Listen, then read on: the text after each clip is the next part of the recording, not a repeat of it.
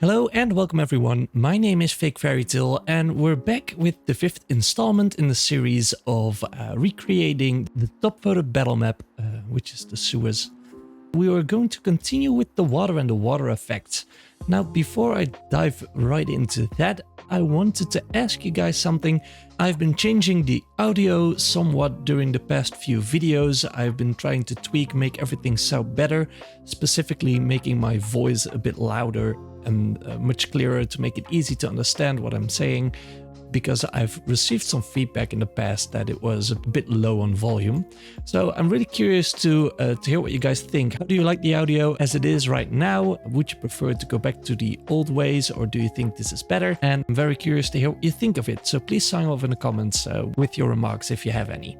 Now, with that out of the way, let's focus on the water. And I think the first thing that we want to determine is the water flow. From where to where will be flowing, so that we know how to align all these water paths and make sure that if we have some debris that is drifting in the water, that we know which sides the ripples have to be going. And I think, generally speaking, we'll have a very slow water flow through the sewer systems.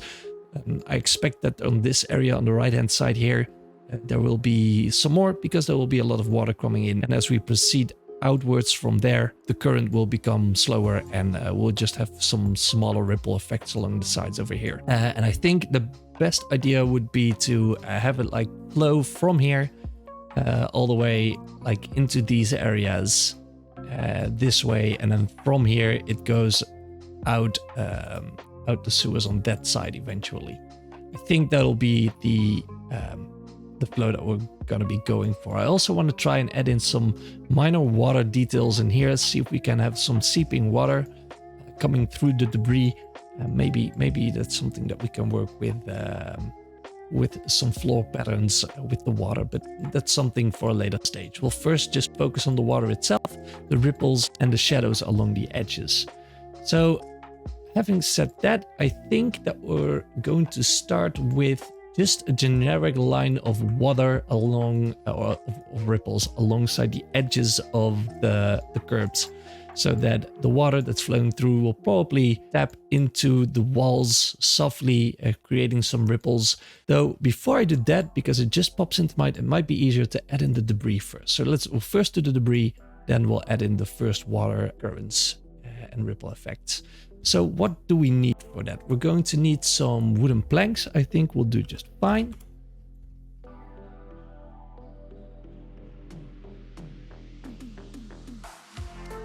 Turn off the shadows.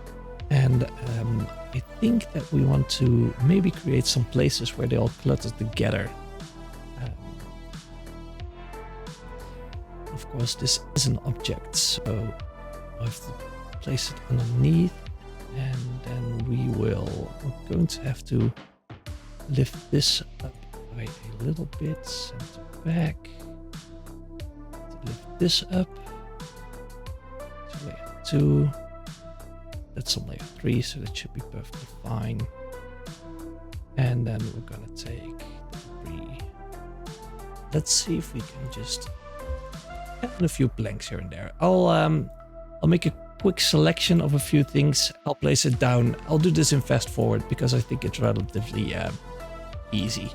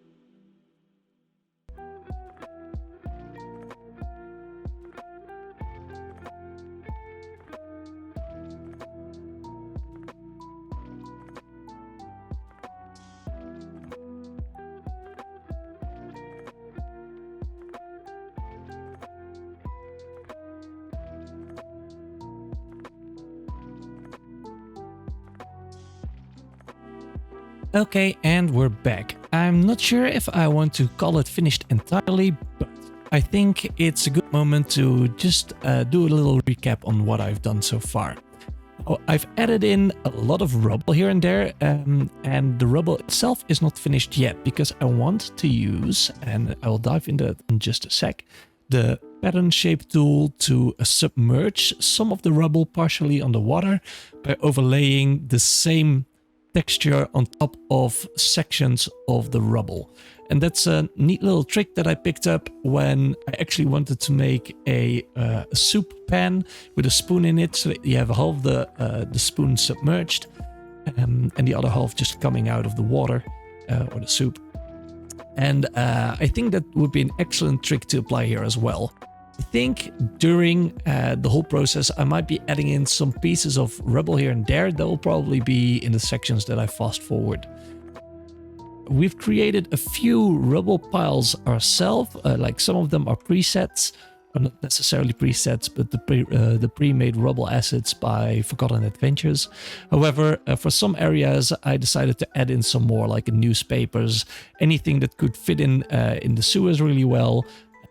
I have some pieces of cloth, bottles, all kind of things. I want to add in some broken glass and some other rubble in the dried up section here as well. But I'm either doing that in between videos or I'm doing that in a fast forward. I also tried to add in something else which might make for a few interesting places to cross. We of course have all the conventional means like the grates over here and the arched bridges. However, I also added in these stones over here, which could be like a few street tiles or one of those older ones stacked on top of one another by the Thieves Guild so that they can make a quick getaway over those tiles and just jump to the other side. Could also be fun during a combat encounter. Maybe they're very slippery, and if your party jumps on there or a party member, they have to do a dexterity saving throw to make sure that they don't topple over into the water. Anything like that could work. Maybe we still need to add in some kind of grate over here to indicate that that the water flows in here. That could look good if we use like one of these arched ways with one of the lids, sort of like the ones that we have over here. I think that could look quite cool. So that's basically the gist of what I've done. We're going to place a lot of grime on top of these as well. But the first thing I wanted to do is maybe add in the water pathways based on the rubble that we've already placed, and I can always adjust at some point in between videos if I want to change it up a little bit. But I think for now this is quite a nice spread. I purposely left this area kind of clean because I imagine that the water current will be stronger here, so it will probably swap away quite a lot of the rubble that's in here and displace it to other sections of the sewers, and that's why we have these clogs over here and more rubble on the left hand side. So let's see what we can do in order to make the pathways for the water. We're going to start on the left hand side because this one is quite easy, and we're going to use some of the preset water paths over here, and we can just have a quick look at the ones that we have and then decide whatever we like most. So if we just drag out some of these pathways, I think they are supposed to go like this. It's the only critique I may have at these pathways is that it's not entirely clear which one is the front. Like with this one it is. We'll do that with that. We'll create a fade in, fade out transition so that we can just get a vague idea of the differences and how they look. And I think I'm gonna go for, when I see this looks more like water with a strong current, so I think one is a no-no for now, and I don't like this one as much as well. So I think I want to combine the one that I have over here and this single line, because with the single line you can do a fun little trick where you place one after the other. You can play a bit with the sizes. So let's say we make it somewhat smaller and we'll create additional ripple effects like so.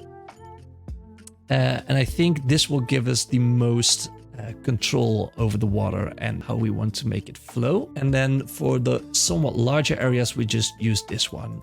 Sorry. grabbed the wrong one. We'll enlarge it to just to 1. I think that's fine. We'll just use that like along the areas here that are just plain, that don't have any rubble. To make sure that we don't spend too much time placing down all those watering ripples and work our way from there. Okay, so with that having said, let's just figure out an initial area to do, and then I'll fast forward the rest. And I think this area will be excellent for that because, well, right here we have one of those square tiles. We have some rubble. I do think, and I'll quickly add that in, that we're going to need some kind of wood or paper here as well, because only stone is a bit strange to me. And then I can also show you guys the method of partially submerging some of the wood rubble. Can we use this? I think we can. I want that to go on top of the rest, like so. And maybe we take like a plank. Or we can maybe make that 2 parts. So let's split it up a little bit. And we just create separate objects like so. We overlay one on top of the other, I think. A bit higher. Deselect. Turn this one side face a bit further out, like so that they're not overlapping. Then we'll go back to the planks. I want something kind of broken. And this one has come loose. Yeah, I think that works. Okay. And let's take a newspaper as well. There we go. Now, what I meant with the water trick. We'll take the pattern shape, go to the water patterns. There we go. We'll take the custom shape tool. 3 for now, I think should be the best. And then we're going to overlay that on top. And we want to make that look natural. So we'll try to use round shapes. It might be a bit hard to see right now because there's also some light from the back. And I think if we just do it like so, the pattern will remain the same. I do have to double check that. I'm not entirely certain. We'll copy the color of this water. Accept. We'll select that water, which is kind of hard to do. There we go. Color. Make that murky. And there you go. So you see that it does seamlessly overlap with the water pattern that's underneath. And now it looks like this area of the newspaper is partially submerged.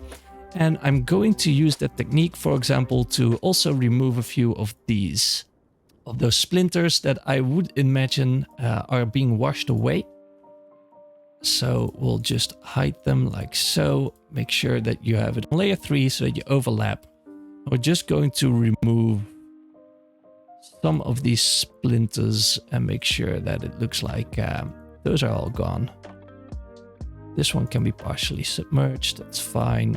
The rest doesn't have to be done nicely.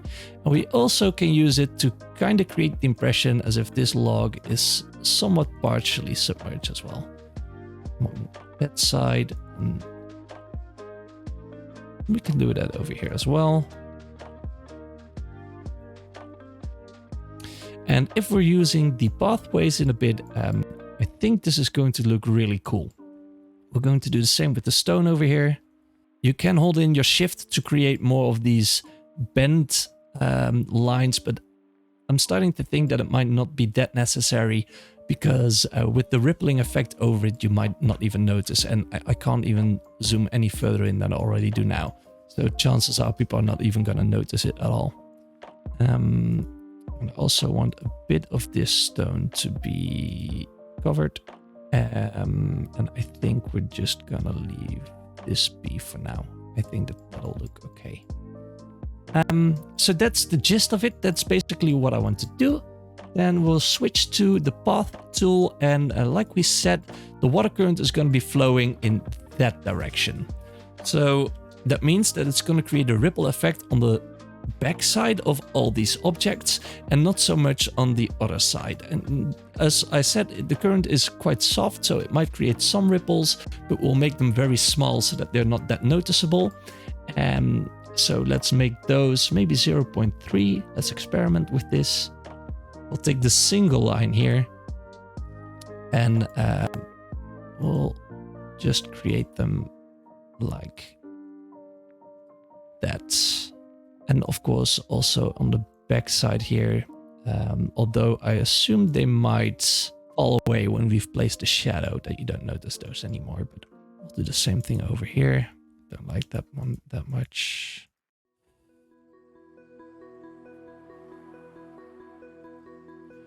In this small area here as well, at least a ripple. And then we do that over here. And we're going to follow this line as well, because this is bound to create some ripples. And all you have to do here to make this look alright is just, I'll turn off the grid, is just follow the lines of the object itself. Make these a teeny tiny bit bigger, so put them on 0.45. And as the current is pushing this way, I want these ripples to be a tad larger. And I'll just have it like a curve in there. And then we'll create a few very small ones. We'll create those around here.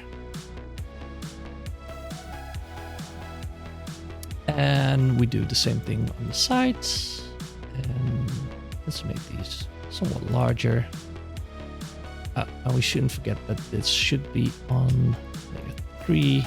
And for this one, I think we're going to need a effect that is a bit more intense, because we are going to have to trace these lines.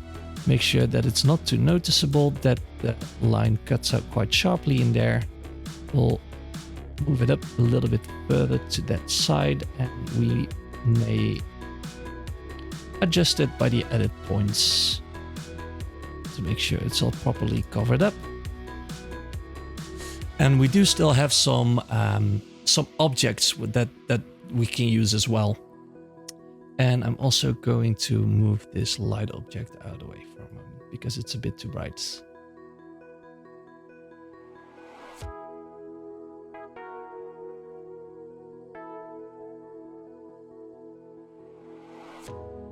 Marvelous.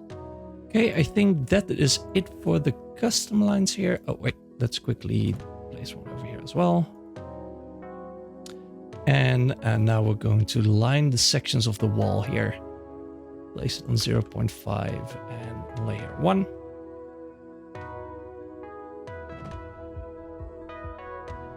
Awesome. Okay, and now I want to dive into the objects that we have. And that's on the left-hand side here. We'll go to the water rippling effects. And we can use these to either replace maybe a few of the objects that we have over here, if we wish to.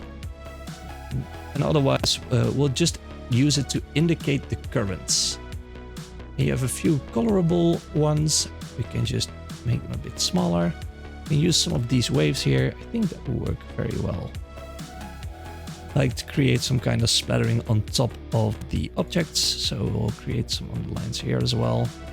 Do try to keep in mind that you don't want the acids to create ripples on the wrong side of rubble. So we want to keep it all on the bottom side here. I actually removed the pathway that we had here. I think it will look better if we just use these objects for it instead, like so. Ah yes, and for a nice water effect, we can add in some drips dripping from the ceiling, as if there's some leaky pipes. And we'll see, we have some foams, cascades. Those are all for... The cascadings are more for wild kind of rivers, so some foam should do the trick. We also have some of these more generic water effects that we can use, and I'm not sure if we have those in ripples.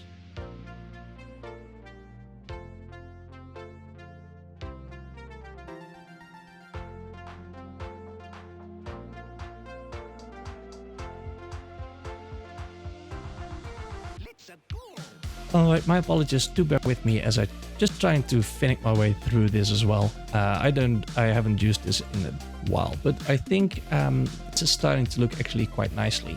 A nice trick that I found here is that you can take an object, the colorable ones, which are the same as the white ones that we already have here. You can select it and then click on the white color to make sure that it's approximately the same. To show you guys, that looks more or less the same. And then turn down the alpha value all the way down so that it's not as in your face, you could say. So that makes it easier to use these somewhat severe water effects and make it look like there's not that strong of a current in the water. Though in the end, the results still will look quite good. And I'm going to continue this process. I think you get the gist of it. I'm going to do the next section in fast forward. I do think it's valuable for you guys to be able to see the process that I'm going through, and we'll do a recap of what I've done at the end of that. And after that, we'll wrap up the video. So I'll be back with you guys in just a little bit.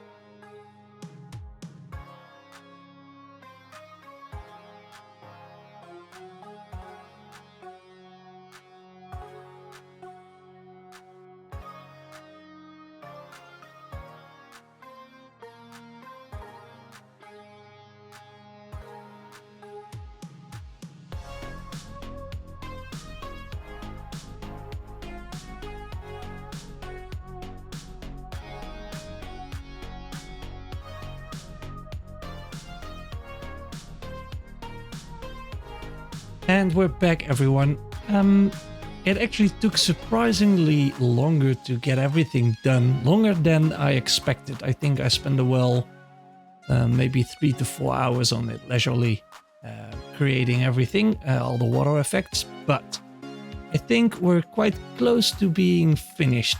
For now, I will potentially revisit some areas in the future, try to address them maybe in between videos, maybe add a few things here and there. I usually work like that.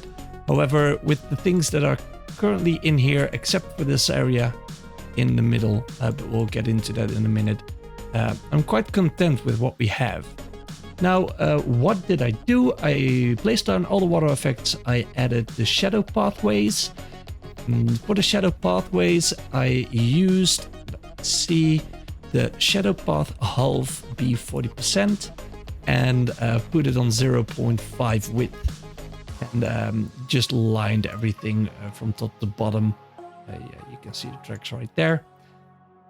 And I used the same underneath here. I added in a shadow pattern to shade out the background properly. Let's see if we can select it for a moment. There you can see.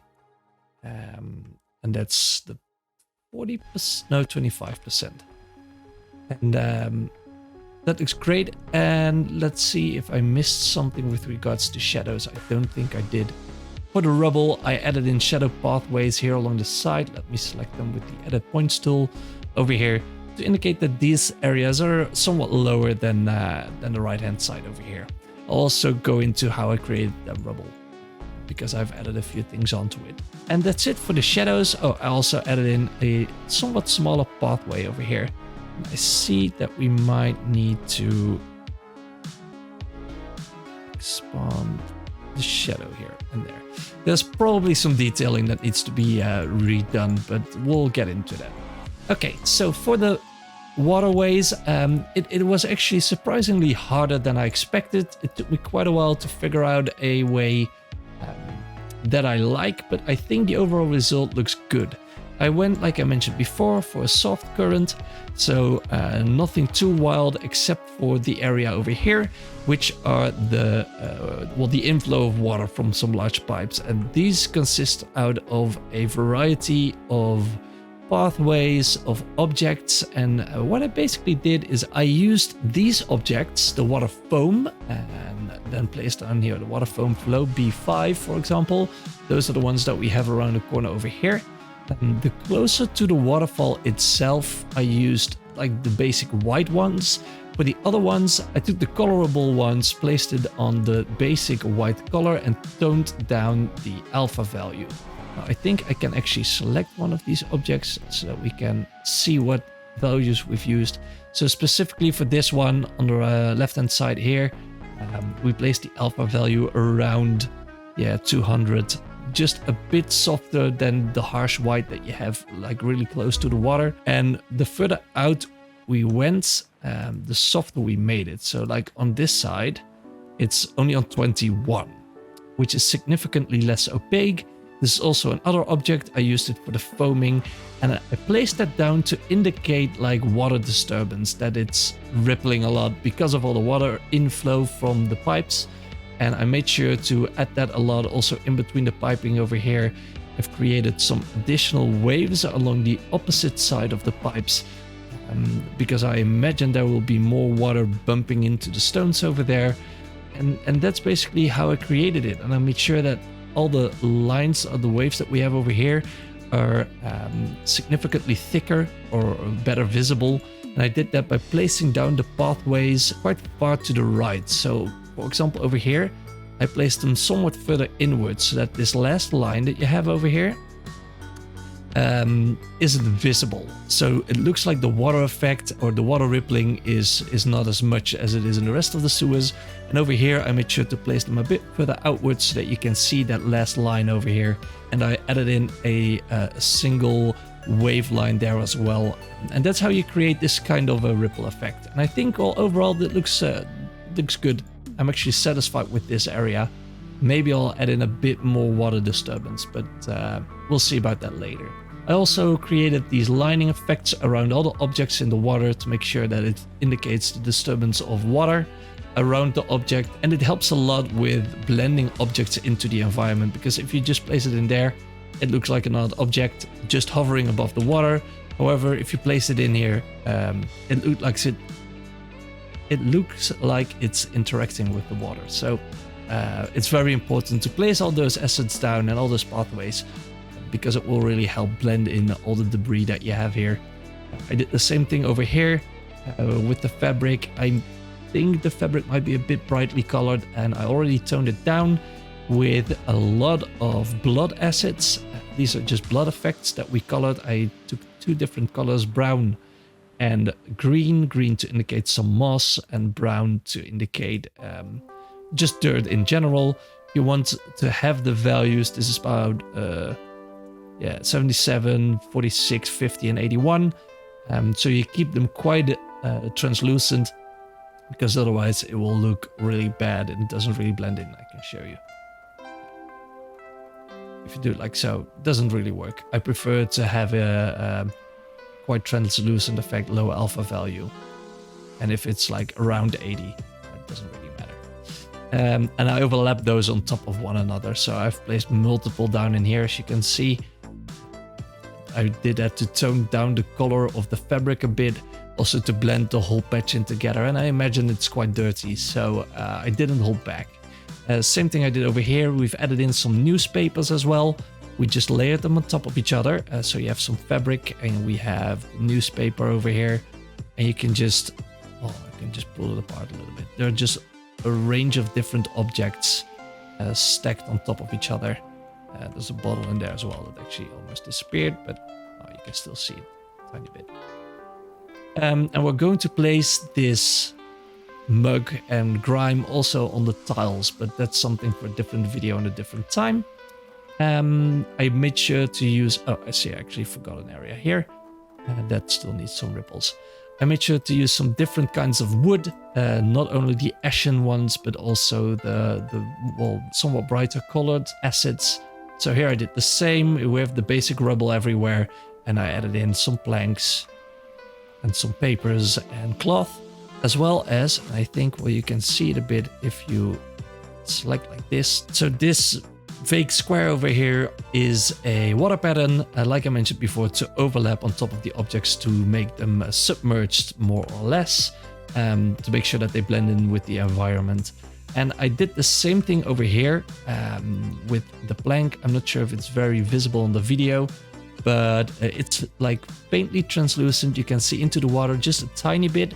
I didn't want to do that too much because, well, it's murky water, quite gross. So you probably won't be able to look into it too deep, but I wanted some variation. I did the same thing with the stone over here.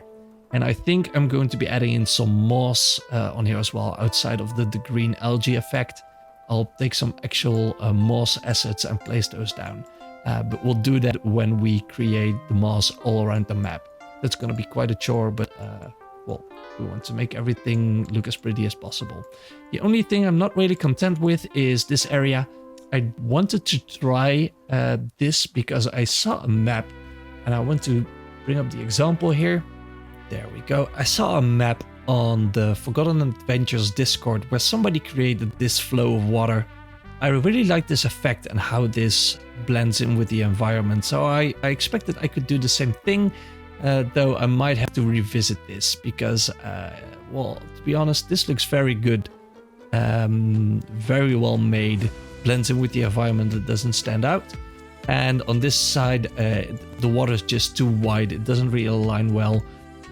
So I'm going to have to revisit this, or I might just delete it entirely. But if you have any tips or things you could do differently here, feel free to reach out. At some point I just gave up for the time being, and I'll probably rework it in between videos and then make a short video about that, just to keep you guys up to date on what we did. Now, I think that covers about everything. I'm actually curious to hear your opinion on what you think on the water current. Would you add in more or less? I think this is sufficient, but well, of course, I'm curious to hear what you guys have to say about it. Now, the next thing I would like to do is add in the shadow pathways along the walls. so that the whole area blends in some more. See, I forgot to place down a shadow pattern behind some of the gratings, so we'll do that as well. And I think we're going to add some soot and grime and dirt, as well as some broken tiles, and rework the entire pathways along the side of the water canals. That's going to be a chore as well, so I'll probably just explain it at the start of the next video, show you what we're going to do, and then fast forward through the whole process. And when that's out of the way, we can add in some of the moss as well. And I think at the end of the next video, the hallways will already start to look like a proper grimy sewer system. And we'll also include this room here. I think we're going to create that. And some fences over here. So we'll be focusing more on detailing of the general sewer system. I would like to thank you guys for watching. If you've enjoyed the video, please hit the like, favorite and subscribe button to stay up to date of all my content. I upload new videos about once every week. And if you're interested in supporting the channel, please check out my Patreon. I repurposed it for mainly the YouTube channel, and that's what we'll be focusing on for the future as well. Anything that comes in from the Patreon will reinvest it back into the streams, the videos, to make sure that we might be able to add a camera and all kind of different things and just step it all up a notch. So thank you guys for watching, and I hope to see you again in the next video.